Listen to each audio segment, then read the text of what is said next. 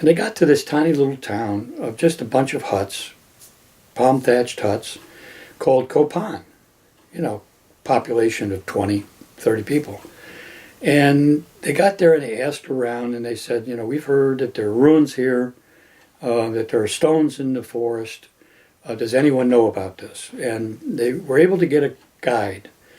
And the guide took them to across Copan Valley, a beautiful valley, which was had some agriculture. They grew tobacco there and had cattle farms. And across the Copan River, deep into the jungle.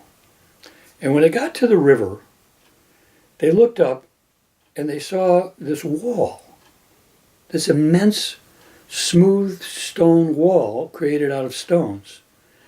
It was 100 feet high, hundreds of feet long, and that was the first inkling that something here was very strange, because they couldn't believe that the Indians who they encountered on their journey and the very rudimentary people and villages could have built a wall like that. I mean, that was impossible.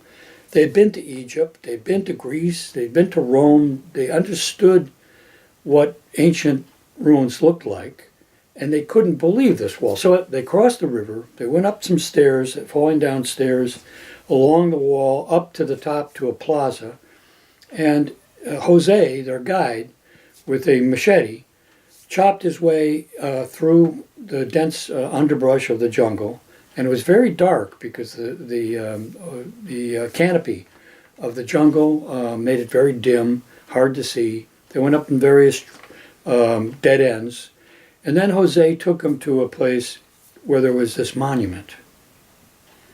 And when they saw this monument, they were dumbstruck. They could not believe what they saw. It was to them everything more than they ever hoped or expected to find. Mm-hmm.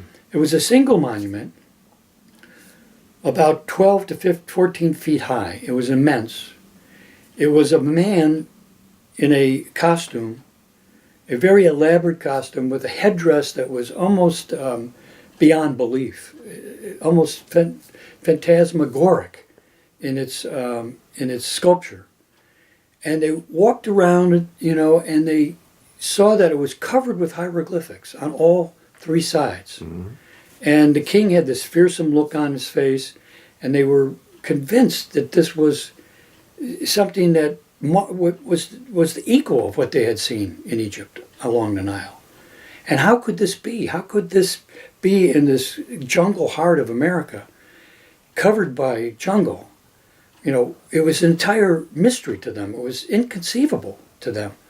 And Jose continued to carve paths through the jungle, and before the end of the day, they found a total of 12 of these monuments. They climbed stairways and into palaces that were overgrown. They went up pyramids to temples. And by the end of the day, they sat down in an amphitheater and they said, you know, this is inconceivable. What could this be? Yeah. And if this is what they found and what they imagined to be some kind of very sophisticated city, ancient city, there must be more than just this. It couldn't just be an isolated phenomena. Mm-hmm. And so from that moment on, they were driven forward in their explorations, because with the belief that this had to be something that was larger than just this one spot.